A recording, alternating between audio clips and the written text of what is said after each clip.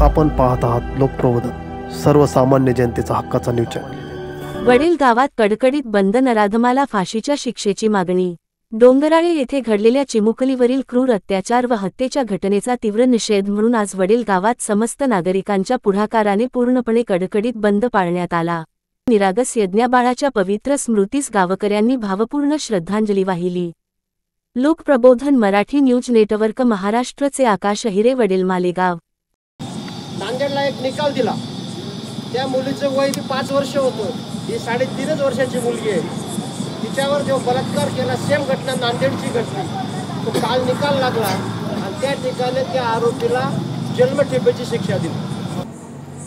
न्यायालय काय करतं,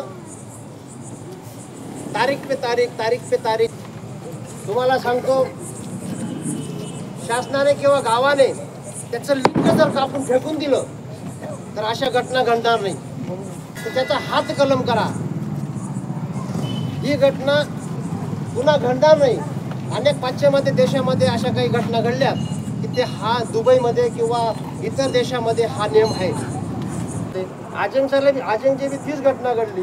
सुनीलने सांगितलं की आजंगच्या घटनेचा उल्लेख केला, आपण त्या घटनेला उचलून धरलं नाही, कारण आपल्या त्या घटनेला उचलून धरणारा नेता नाही। मला राजकारणावर बोलायचं नाही।